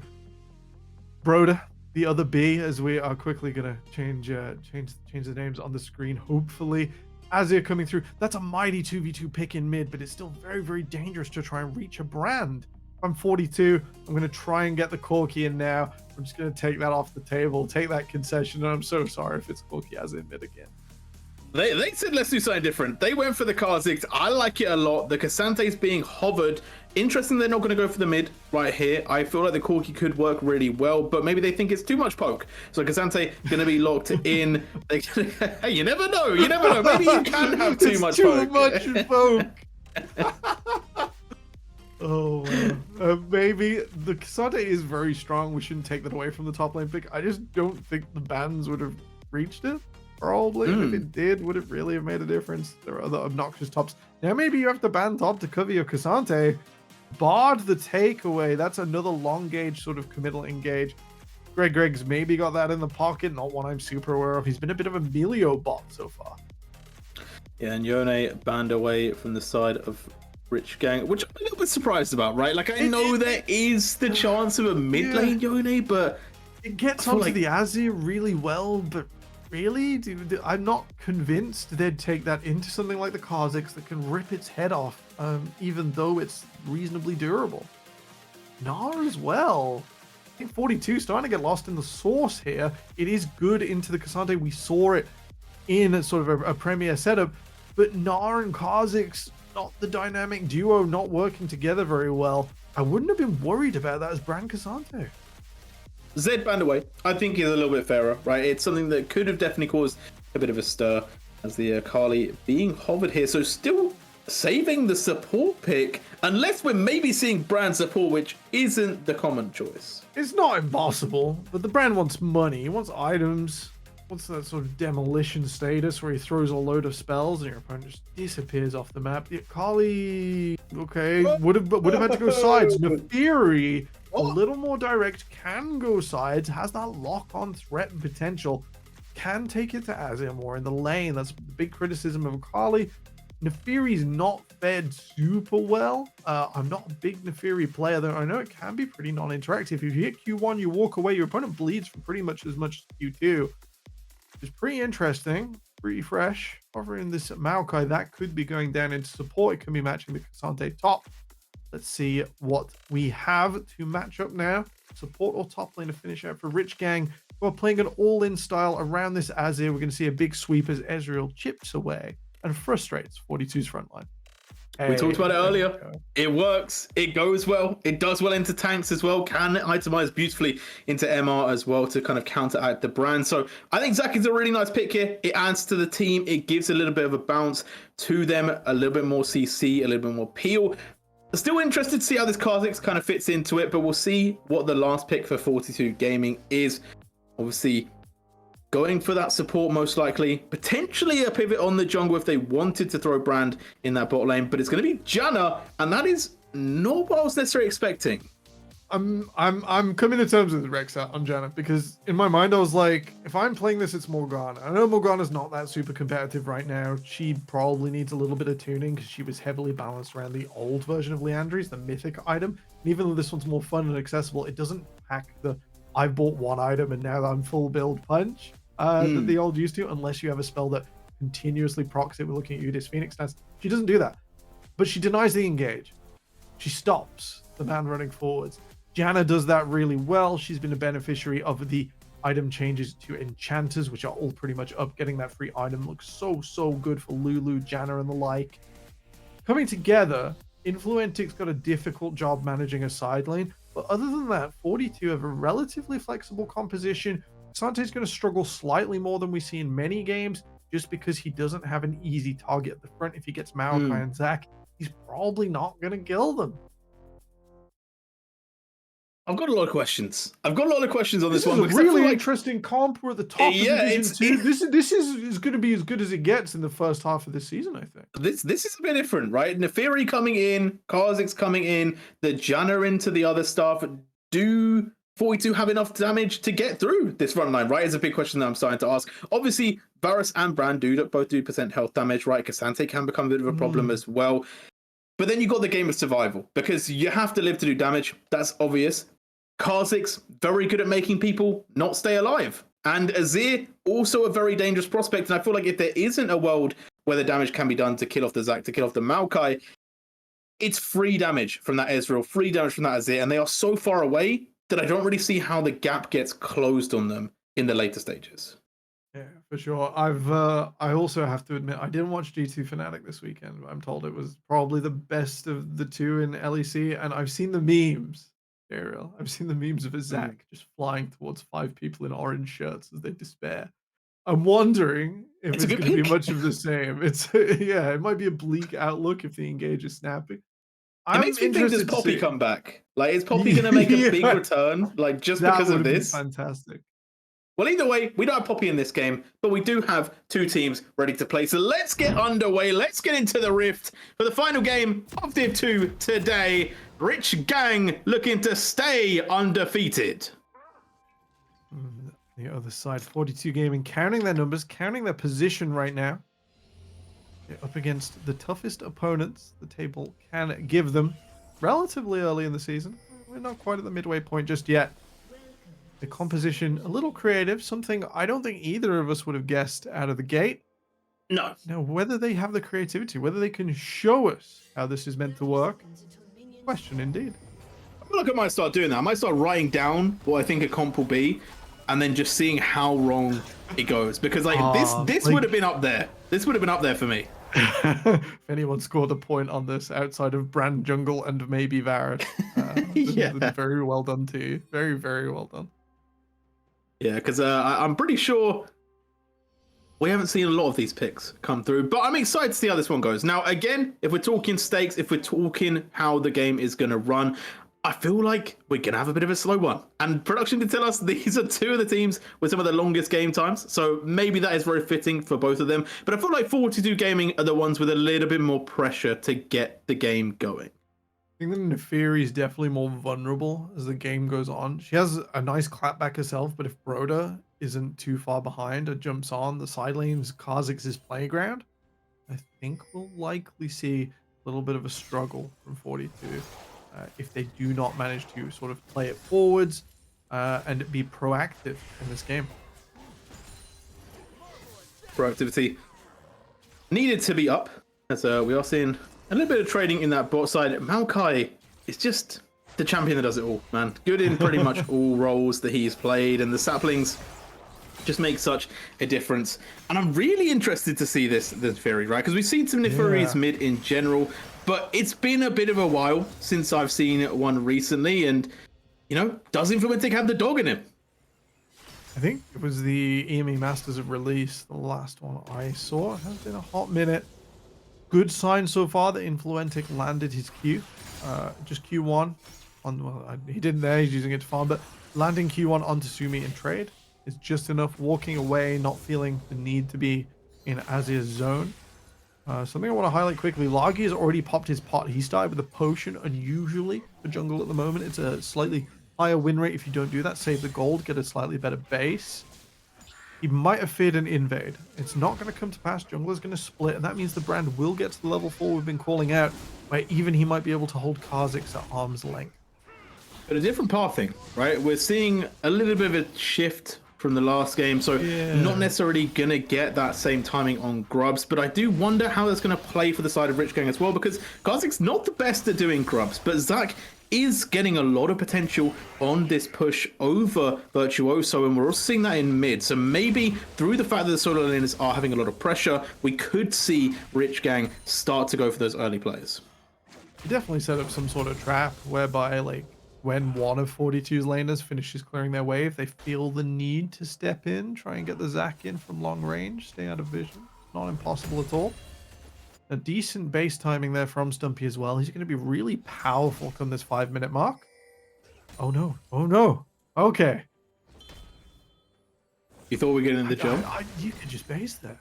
You don't need to be here right now. Oh, Logia is going to be able to go straight back up. But I feel like Stumpy wasting a little bit of time here, right? Letting the wave push back, not going to overextend, not getting themselves caught. And it looks like Kha'Zix is going to go straight towards that top side. I would be, even if, you know, you're not the big clearer of the grubs. The brand will try to, and you're the big clearer of the brand. If you can get him when he's casting spells not at your face, the Seer stun does help keep the Kha'Zix at range. You don't need to see him to hit him with that ability, but it does get onto Brand's face. A difficult time indeed for the mage. I'm just imagining a poster and it's just like, I'm good at clearing camps. And then it's like Kha'Zix's face and the word camps is just removed, like a little line through it. It's just like junglers. What do you mean jungler? I am the junglers. Yeah. I jungle junglers. What are you talking about, bro? There's one here, one here, and now they're all gone. Kha'Zix, have you farmed any camps? What are camps? No, you know, what's going on here? You know, but it is something I want to talk about, actually. I feel like I see a lot of Kha'Zix and they don't play proactively. They don't kind of get aggressive. They don't start to stack up the fact that they are just a monster that is amazing to kind of pick up other kills in the invades. And I do wonder if we're going to see that, right? You talked a little bit in the interview about how Brand can suffer from that early pressure. So far, none has been applied. Yeah, he's kind of past it. He's over it. Like, first two clears, Brand pretty vulnerable. He's going to start the dragon now, maybe assuming Broder's marking the other side. Lagia did clear some wards and sort of have that refresh, so Rich Gang did spot him out here. I think they want to try and play on the same side as Brand. No split maps, no concession prizes here. They're going to try and overwhelm, win everything out at once. Influencing might try and get in here. It's a bit dicey, though. Ooh, Sumi stepping forward, but here comes the pack. They've been called and the Hound is running forward. The Darkin just absolutely snapping up the side of Rich Gang and just going to pounce forward once again. 2 kills early on for a Dragon. Feels good for 42 Gaming. Absolutely, spread it out as well. They're going to take that advantage back into their lanes. Broder did have the decent clear on the Dragon to take that down. Sumi really tried to go for that scoop onto Lagia, something the Brand is vulnerable to. You caught him away, kill him before the ultimate is cast, or at this stage just enough of the passive to start echoing off of many champions in front of the objective, and that'd be great. But instead, picked out himself, flash still up, ultimate still up. Sumi, questions to be asked now as to whether they're still going to go for these aggressive picks onto the Brand in front of objectives that really should be on Rich Gang's mind, whether they don't feel comfortable with that anymore. And I'm a bit surprised Lagia hasn't gone straight to the grubs. They thought about it, then went back to their own camps to get a bit of a clear. I think they decided, you know what, we're in control. We don't need to play that fast tempo. And have now decided that the objective is theirs. And we've seen this before, right? Grubs, they don't really stand a chance against Brand. Yeah, I like that as well. The Seer cast last to get maximum echoes out of the passive. Don't want them all to go all at once and not chain off of each other. Look at those grubs absolutely melt. Even though the shields come through, health bars ticking away so low. Lagia should be able to coolly finish those off. No contest from Rich Gang. And it means that Stumpy also has to play a little bit safer because they know that the Brand is on that top side. And it starts to ask that question, Broder, where are we going to start to see that damage? Where are we going to start to see the fear that can be made from the Kha'Zix pick? And so far, a very slow start as, maybe a little bit of an overstep there. Stumpy going too far forward and now getting attacked by Virtuoso, gets split. And that Cell Division may not be adding itself back together. A bit more damage is needed as Virtuoso looking for the kill. Stumpy is gone. And an overstep to jump in. We talked about the meme of jumping into 5. Well, jumping into 1 seems just as dangerous. Yeah, jumping into tower. Definitely the danger zone there for Stumpy. Playing out loud as he leapt through the air. Really difficult sort of setup. You don't expect the Zac to go down in this lane, but 3 tower shots.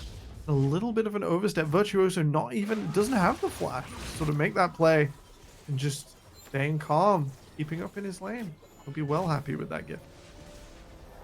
Virtuoso, I feel like almost delivered a free kill there. So Yeah. we'll see if that one continues. I don't know if I can really add that to the 42 gaming and just playing a little bit better there. Maybe on a micro sense, assured. But as we go looking around the rest of the map, right, we've got this Varus with the Janna. They've kind of just been farming away, even with free fresh, no advantages accrued on that side. And if we also look at kind of the dragon control aspect of it too, it did feel like RG are in a better position. And considering that we talked about 42 being the one that needs that strong mid game, they are managing to achieve that quite well. Yeah, they picked up the kills in front of the dragon. And it was like the style as well. You wanted to pick out the brand from Rich Gang. They wanted to sort of dominate the objective, pick the opponent's jungler on this immobile mage. And even though he's strong, kill him before he casts anything, make him cast sort of inopportunely. Great, fantastic. But they overextended doing it. They overextended in top lane, trying to play out a winning matchup. It potentially overextended in mid, and just let the Neferi play out the early game. That CS number will go up as the dog transfers to a side lane, probably around the next objective. I'm looking at dragon spawning. I'm trying to remember how long the grubs were, rather. And something's going to happen soon. They're going to get another opportunity. 42 will come into it 1,000 gold stronger. Rich Gang now with the play on the top side. Stumpy getting chased down, avoids the stun as much. Also might be the one that's going a little bit too far. Broda doesn't have enough damage. Rasumi doesn't manage to land it, and now stunned back, gets knocked through the wall, and here we go. Cassante play. Broda gonna go down 2, and 42 Gaming turn another one into their favor. And Stumpy, why have you stayed? The recall was theirs, and they've just let themselves die. Got into his head that Brando was going to cast his W at his feet.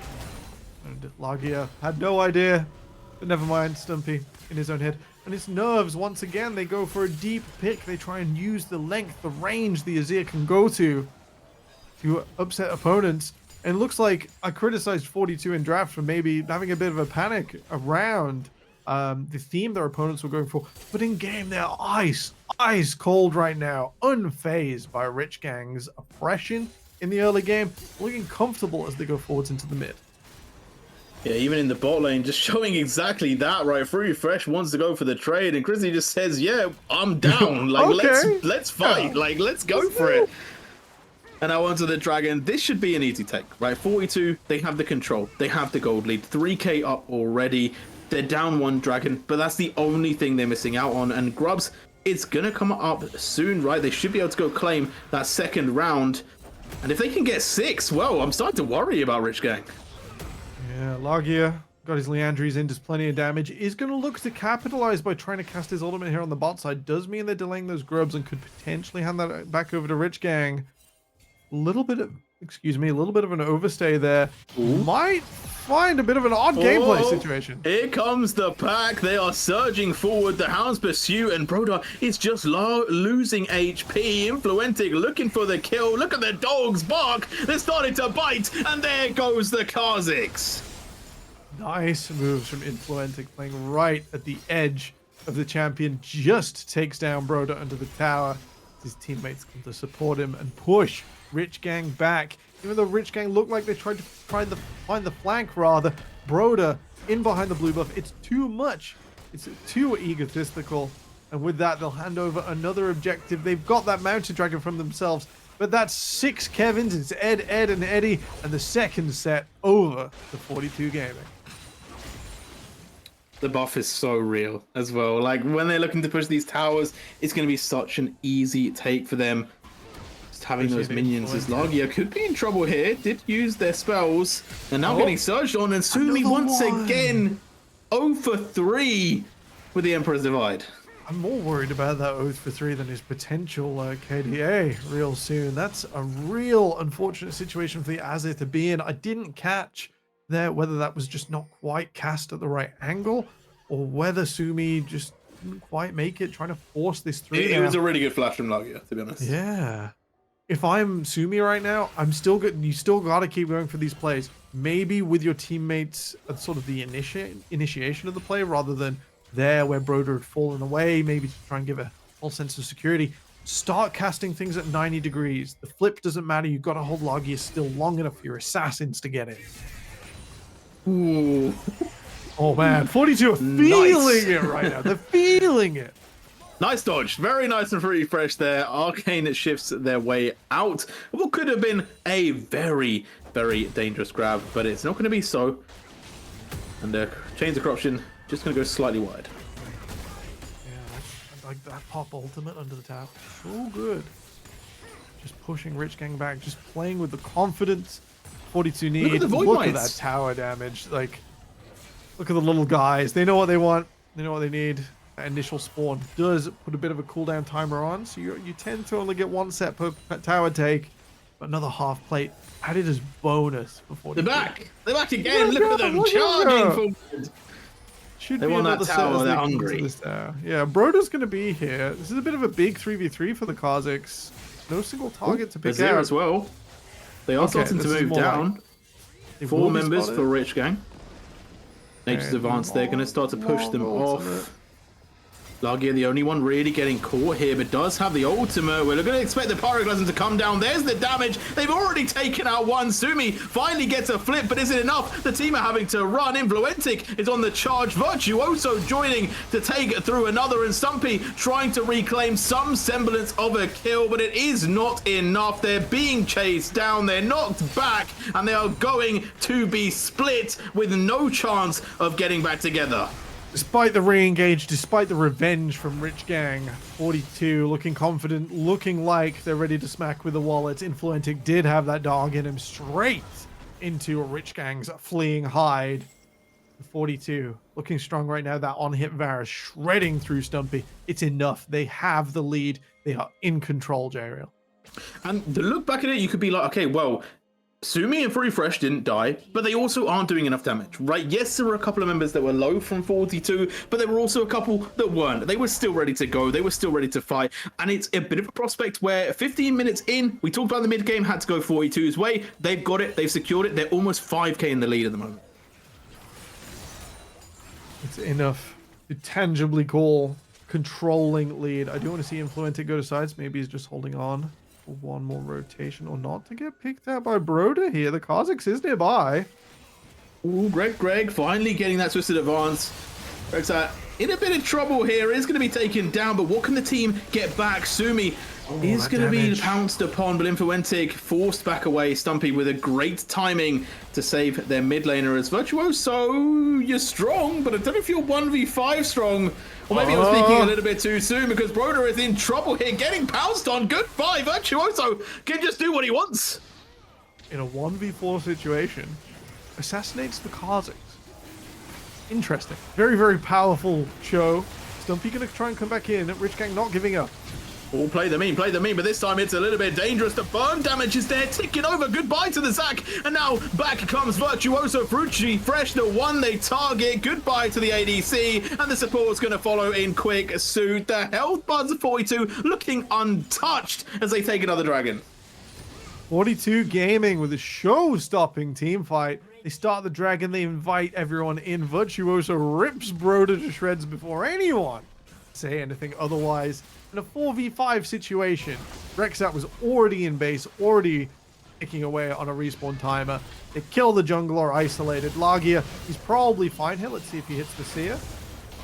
Has the Janna as well. There we go, Monsoon. And it's Broder that has to walk away once again. Lagia played it nicely. Good footwear to keep themselves safe as a TP now. Sumi, I don't know where you're going with this one. The Herald is already gone. Yeah, the Azir struggling here. That dragon fight, Chrissy managed to flash away from what might have otherwise been a lethal Emperor's Divide. And what I'm worried about now, the Azir has so much he needs to hit. The original target was Lagia. Chrissy's massively fed and will shred through the tanks. Virtuoso should try and be kept away from everyone at all costs. That's 4 members of 42 Gaming that he's thinking about when he casts this ultimate. And one of them will always have flash, will always have mobility around it. Despite Azir being like the perennial king of the control mages, the emperor of the mid lane right now, it's not enough for Sumi to be in this game. And we talked about Brand wants money. He's got it. Like Ariana, he wanted it, he got it, and he's got the damage to back it up. 2 items already in, up on Brooder. And it's just starting to stack, right? We're seeing Chrissy as well with a decent item lead. And if we look at the individual gold, 2K in the top side, it's pretty good for Virtuoso. Yeah, the Kazante. Really, really strong right now. Virtuoso having a massive performance. Look at him shoving in that bot lane. And Sumi. Ooh, finally getting a pretty nice one onto Influentic. The shield, though, coming through will buy a little bit more time and space because Lagia is here. Sumi cannot contest and has to just walk away. The burn damage, unreal, coming through as here we go. It's time for the charge. Boom! A few more mites. We'll be able to take that one down. We'll get a refund here. I wouldn't mind 42 if they just get the tower down. There we go. Using the second charge, getting a load more damage in instead. They've backed away. Rich Gang have come up in numbers. Yeah, the refund there on the charge and the extra damage it deals. So good at blasting through towers. Can't get plates anymore, but can eviscerate your opponent's infrastructure. Oh, and it feels like Rich Gang are just kind of, they're trying to overextend and find something, but they're now being chased across the map, right? We're seeing the Kha'Zix being run out of the jungle, but this might have actually been an overstep for 42. As they are going to get caught out. Nature's Advance will be able to get there, and Maokai has set Chrissy up onto a platter, and the team is swarming, but is it going to be too much? Can they make it happen? Rexat just about walks away, although I talked too soon. Stumpy with the jump forward, and Virtuoso going to have to make their way out quick. They're very strong, but I don't know if they want this 1v5 action, although gets the quick button out. Stumpy dragged with them, gives him the escape opportunity, tries to make it out, gets the blast cone as well, and the escape has been made, but they've left Influentic in the middle of this fight, and Rich Gang finally find a successful fight. They get something back there. Sumi, the other members of Rich Gang, finally locked down this Varus. Chrissy a little too immobile. Summon a heal and cleanse burn, but the surprise flank from Greg was enough. Ultimate coming across at 90 degrees. Just a little too hot in the kitchen. 42 trying to force the issue a little too fast. Might burn the food. And they still have their lead. They're still very much up. But if Rich Gang do start to smell blood, there could be some problems in that water for 42. So, will they be able to stabilize? Next dragon going to be coming up in 57 seconds. Baron is on the map as well. So, big objectives if there are some big team fights. But it looks very much like the agenda is for that Drake for 42 Gaming. Would put them on soul point. You're all seeing Baron being scouted out here by Rich Gang. Gonna take control of this river. We look across the minimap right now. Virtuoso and Stumpy. A little bit of a differential in the summon spell department. The teleport is ready for this Zac. Despite that, he's still up there. Sumi's coming up now as well. Does mean that Rich Gang are in a slightly better position when it's setting up for this objective. We'll see if they make use of that summoner spell advantage. I'm questioning a little bit why they have sent so many top. I don't know if they're actually going to go for maybe a play onto Influentic, because they are giving up a lot of dragon control, right? They've given. If I'm 42 right now, I'm setting up to try and teleport down to this dragon, perhaps. Feeling that's the way forward. I think Rich Gang could maybe start the Baron, TP away from bot, TP back down. Virtuoso has left the lane now, so they're not directly worried. With the dragon started, there is not much of a counterpunch here. Rich Gang left hesitating. Yeah, it's just going to be all over to 42. Another dragon taken. That's soul point. One away from the Chemtech soul. And they are even starting to move over to Baron. Yeah, why not? Like, you know, like Virtuoso was convinced. He just walked in like, yeah, they've started. Rich Gang have started. No. Nothing quite yet on the board. 42, not really sure where they wanted to go with that. They're going to bleed a tier 1 tower's HP bar, but Rich Gang not converting, not getting the crossplay in. Virtuoso will find Broder, but I think in 2v1 he's pretty comfortable. Yeah, I think Broder might be able to get away from this one. Well, actually, maybe not. Maybe just gets absolutely destroyed. Virtuoso just picked up that kill. No drama. It was very, very casually taking that one. And that pings open the Baron. It looks like they're just going to go for this one. It what seemed the easiest kill of the game. Yeah. Virtuoso so strong at this stage. He's building towards magic resist, but he's still got this massive health bar. Too much for Broder to try and shred through. The Kazakhs not finding much in the way of single targets to fight. The Brand, once past level 4, he's keeping away. He's keeping at arm's length. It makes these assassins that are the traditional jungle mages counters difficult to execute on 42 Gaming. They're a third of the way through this Baron, and the engage comes through. Rexat, and a bit of a run is going to stop Stumpy from getting into the pit, though, and now Stumpy could be the one in trouble. Let's Bounce, going to cause a bit of an issue for the Janna, but the Baron is taken. They've already got it, and now they can start to run. Stumpy eviscerated right in front of our eyes as Rich Gang trying to find a way into the fight. Sumi looking for that potential jump, but it's not going to be able to find a way just yet. And 42, they're comfortable. They've got the objective. They can walk away, but Sumi doesn't manage to get it. Another one that doesn't work out, and now being turned upon. Virtuoso punishes every single mistake. 2 more flashes out from 42. Not the prize Sumi was going for. The Emperor's Divide coming up short. Rich Gang. Back to us. Yeah. Hi guys. How are we doing? This is what we look like when we're casting. You know, we're just hanging out. Zach bought so much time there, but Broda was still dead. It was still the pick in the bot side. Didn't make it in time. Absolutely brutal. 42 Gaming, you know, I was drumming up that, you know, if anyone's going to do it, it's 42. I wasn't this sure, especially after draft, that we'd be executing on something like this. I feel like the Brand could have been put under way more pressure, and that's what Rich Gang's comp was hinting. It's not come to fruition, Gerald. 42, they're cruising. They're having a good time. I was expecting Rich Gang to have a lot of success. They've looked really strong. They've been able to pick up a lot of wins. They've been quite comfortable. I thought they'd be able to make it happen, but right now it's all 42, and obviously we've left it at the pause of the Baron. Find out next week what happens. No, I'm just joking. That would be crazy. You know, if League of Legends actually started doing something like that. People are like, yo, whoa, no, bring back the game. Hold up. But no, we're not going to have. We're not into Saturday morning cartoons anymore. That was brutal, so brutal. It's just cruel and necessary.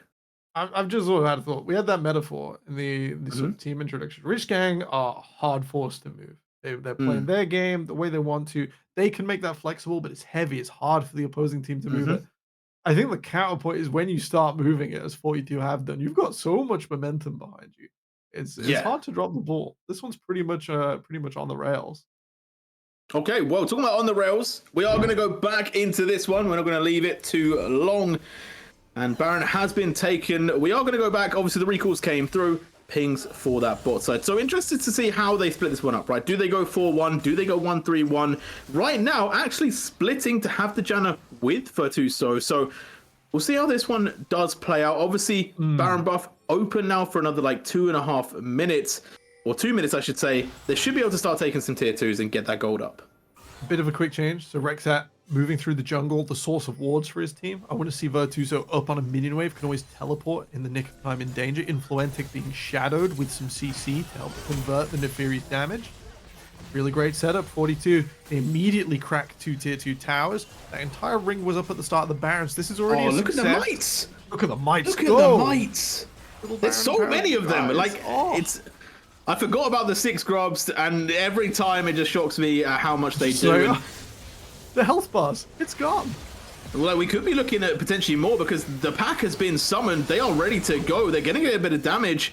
Influentic trying to force back the ADC and mid laner from Rich Gang because the poke is real. They are handling this push quite well, but there's still wave after wave to push in.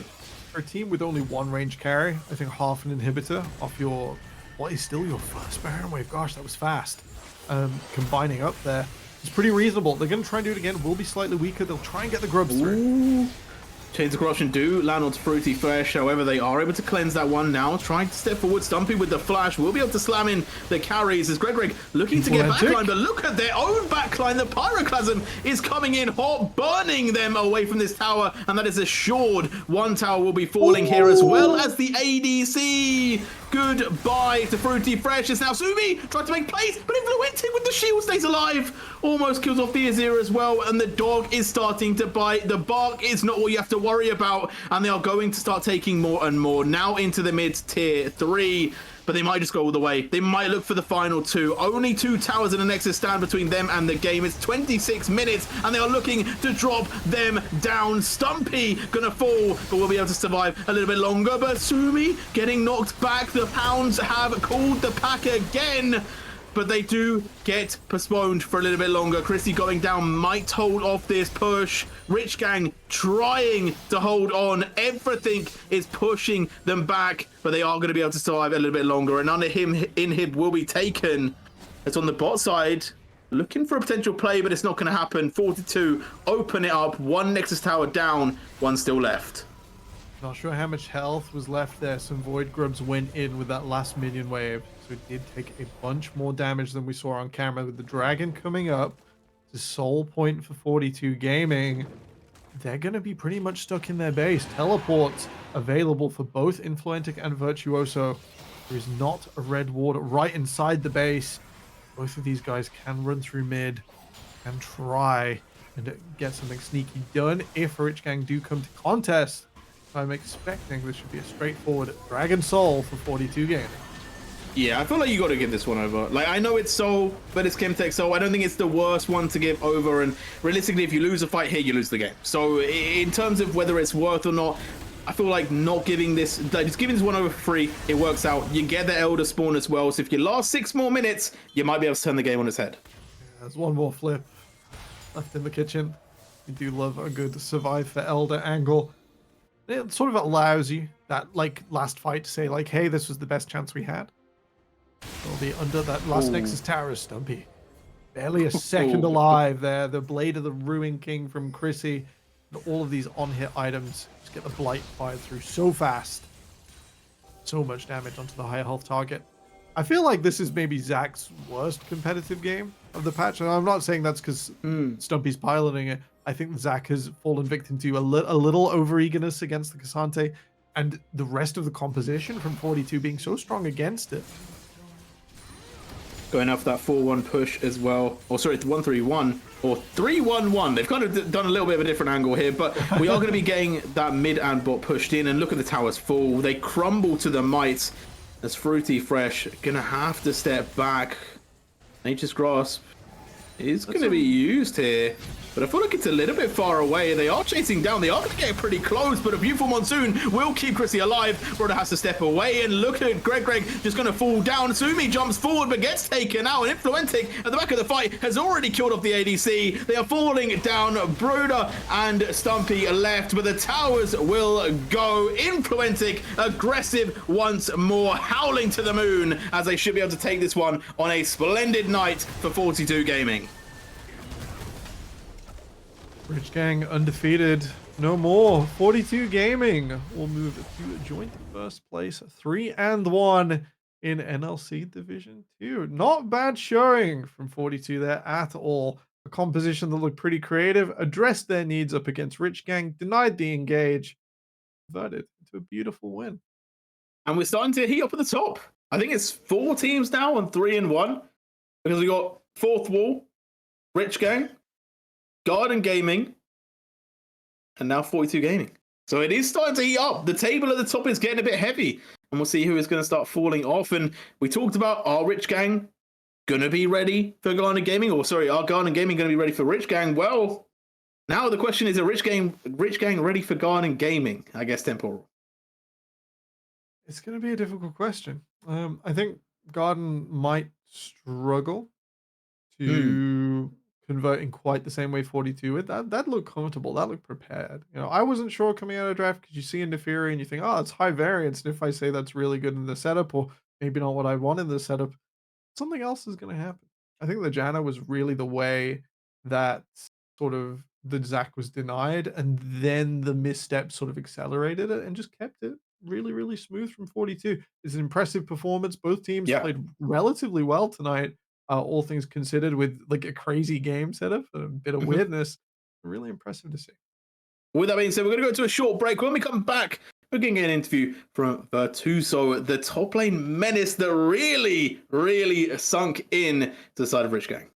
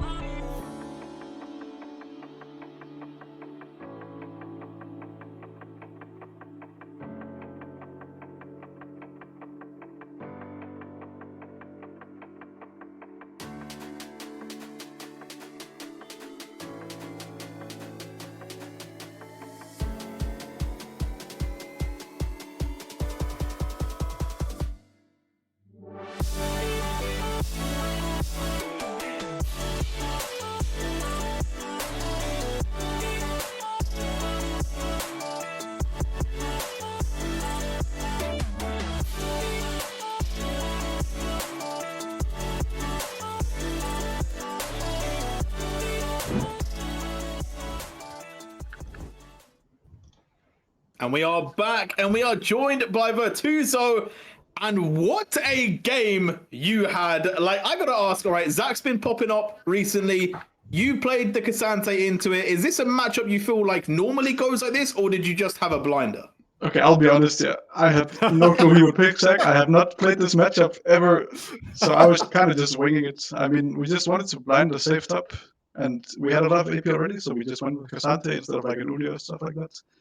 And then they pick Zach, and yeah, I haven't tried this matchup before, but I don't know if he had either, but it was chill. You navigated it pretty smoothly. I tend to favor Zach, but then, hey, never mind. I suppose if you hammer faster with Cassante, it just works out. He was just greedy one time, and I got him on the tower, and then I just got the solo kill, and from that it was pretty easy. You got like solo kills like chained to each other. You did a better job of Kha'Zix than Kha'Zix was able to do this game. Yeah, we were just tracking him entire game, and I tried to make his life miserable, which I think you succeeded. That's what happened. When it comes to top lane in season 14, are you still on like tank duty? Are you feeling like the massive health bars, or do you want to maybe try and break out into some of the more fun picks? Depends a lot, I think. It just depends on what the draft needs. Like, we've been scrimming a lot of stuff, both tanks and not tanks, so I don't mind either. I actually like playing tanks, especially Cassante, because he's not really a tank, you know. He's kind of everything. Kind of a bit broken, but it's like on too, like Death Knight, Assassin, Mage, way too much damage for no reason. Healer, Priest. Why not? Why not? All the classes. Now we're looking at the NLC2 table. With that, you've knocked Rich Gang off first place. You've tied up for it, and I think with the best tiebreakers, most likely. I'm just having a quick look. I don't know how it works. I'm not 100%, but some people have lost to people not on this breaker, which I'm pretty sure is. So it's not like decided by game time or what? Because then we would not be in a good spot for tiebreakers, I think. The NLC rulebook available on a website, probably somewhere.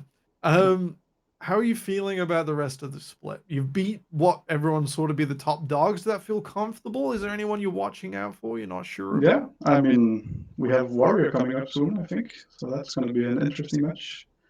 I think they won today, right? The fourth wall. Yeah. So Yes. Gonna be fun to play against those. But I don't really know. I'm just taking one game at a time, and we just play to win. So I think that's a good way to watch. Strategy. Pretty healthy, yeah. Pretty healthy way to look at it. I got to ask you. Obviously, we've seen a lot of picks kind of make their rise through 14.2. Things like Corki, Karma, other things. Zach top even as you just played against. If you could ban a champion from the game, like you remove a whole champion, who are you taking away? I hate this Brand champ. I hate it so much. You want to get Brand, or you want Brand jungle? I mean, yeah, the fact that Brand jungle is a meta pick is so like dystopian. No, it's so weird. I hate this champ. I hate this champ so much. Like every champ, like Brand Carthus that just builds like entries and they walk in, they throw their full combo and then they die, but your entire team just dies for no reason. I hate it so much. Please remove this champ. Make it not be able to clear the jungle, please. I don't want to play against this. I understand. It's When Elder Lizard Jungle Ezreal was the thing, when AD attacked the Twisted Fate Jungle was the thing, I was abusing both because I didn't want anyone else to play it against me. I completely understand. It's so frustrating. I hate it. But it's a good thing we played it and not against it. Yeah, no, indeed. It definitely looked pretty good on your side. It was able to make a lot of big plays. But any final words from you, Virtuso, there? And anyone you want to shout out before we end the stream? I mean, shout out my team. Like, everyone smurfed this game so hard. I think this is the cleanest game we ever played, ever. So I'm just really happy with this game. And hopefully we can recreate more of those. So, okay. Yeah, indeed. Well, I feel like that might be it then. That is it. We'll say goodbye to you, Virtuso, and then we are going to round this one out. Tipper, obviously, we watched the final two games. We had two before that. Any final words do you want before we close? I enjoyed NLC tonight. I think especially that last game, pretty thematic, pretty high-level gameplay. Pretty impressed. You know, I want to see more of this. I want to see how the season sort of rounds out, because at the top, it's all to play for. There's something I'm not sure I was expecting to see at the start of the day. Yeah, well, I'm excited. I think that some teams turned up, some teams looked how I kind of imagined. And I'm excited moving into the season, right? I feel like this could be a bit of a banger from the NLC did too. We'll have to see what is on next. But for that, it's going to be all for us tonight. We will have a stream back on Friday, 6 o'clock UK time, 7 o'clock European time. Time zones are difficult sometimes. But either way, make sure you're there. We'll see you soon.